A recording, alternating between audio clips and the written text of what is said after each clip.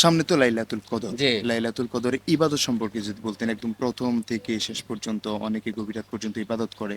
ইবাদতের একটা রুলস, একটা নিয়ম, একটা সিস্টেম আছে নামাজ পড়ার বিষয়ে। সবকিছু মিলে মুসলিম উম্মাহকে যদি এই বিষয়টা জানাতেন। অনেকে অনেক রকম বিশৃঙ্খল ভাবে ইবাদত করে, কেউ আবার এমনও আছে আমাদের মধ্যে যে ইবাদত করাকে নিষেধও বলছে। সেজন্য সকল ধরনের মানুষের যেই চিন্তাধারা এক একজন এক রকম মনে করে, শরীয়ত কি বলছে, শরীয়ত সম্মত ইবাদতটা কি কোন পর্যায়ে যাবে? আমরা যে, ধন্যবাদ ইব্রাহিম সাহেব, আপনি আমার যে কথা বলছেন, শবে কদরের রাত্র, আহ, এটাকে আমরা স্বীকার করতে হবে, কারণ এটা কোরআন।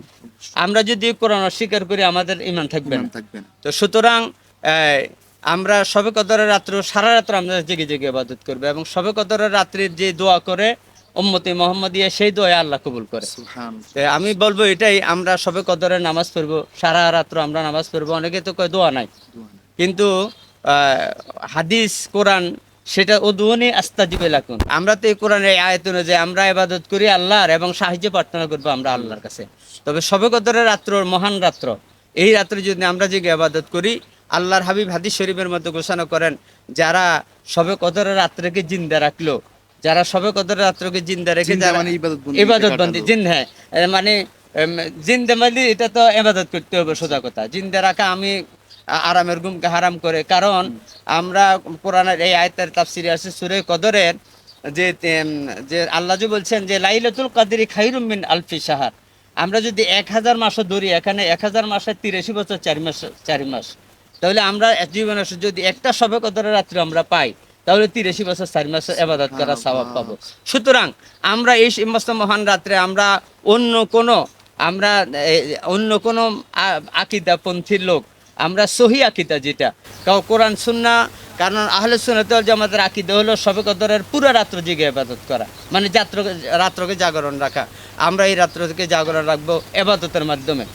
আমরা নফল নামাজ পড়বো, কোরআন তেলাওয়াত করবো, জিকির আজকার করবো। এইভাবে আমরা সেহরি খাওয়ার পরে আমরা এরপরে ফজর নামাজ পড়ে আমরা ঘুমাবো। আল্লাহ তাহাজ্জুদে।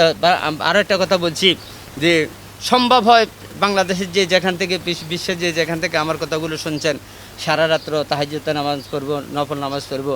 আল্লাহ পাক যেন আমাদেরকে সামনে যে পবিত্র শবে কদরের রাত্র আছে, ওই রাত্রটাকে জিন্দা রেখে আল্লাহ পাক যেন আমাদেরকে আল্লাহর মাহবুব বান্দাবান্দি হিসেবে আমাদেরকে কবুল করে। মাহে রমজান মাস জীবনের শেষ মাস মনে করে, আর হয়তো বেঁচে থাকলে আমরা পাবো। আল্লাহ পাক যেন আমাদেরকে ইবাদত করার তৌফিক দেয়। আমিন। আমিন আমিন। অনেক অনেক ধন্যবাদ হুজুর, খুব চমৎকার বলেছেন, খুব চমৎকার আলোচনা করেছেন। দর্শক, আপনাদেরকে অনেক অনেক মোবারকবাদ, যারা দীর্ঘ সময় ধরে এই গুরুত্বপূর্ণ এই বিষয়গুলো জেনেছেন। আল্লাহ পাক যেন আমাদের সকলকে আমল করার তৌফিক দান করেন। হুজুর, আপনাকে অনেক অনেক ধন্যবাদ জানাচ্ছি, ব্যস্ততার মাঝে এই মাহে রমজানুল মোবারকে আমাদেরকে সময় দিয়েছেন। দর্শক, নতুন প্রশ্ন, নতুন বিষয় নিয়ে আমরা আবার উপস্থিত হব। আপনাদের কোনো বিষয় জানা থাকলে অবশ্যই কমেন্ট করে জানাতে পারেন। আমরা পরবর্তীতে হুজুরকে সেই বিষয়ের উপরে কথা বলার জন্য অনুরোধ রাখবো। দর্শক, এখানে শেষ করছি। সকলে ভিডিওটি শেয়ার করে দিবেন, সকলে আমল করার চেষ্টা করবেন। নতুন ভিডিও নিয়ে আসবো শীঘ্রই। সে পর্যন্ত সকলে ভালো থাকবেন, সুস্থ থাকবেন। আসসালামু আলাইকুম ওয়া রাহমাতুল্লাহি ওয়া বারাকাতুহু।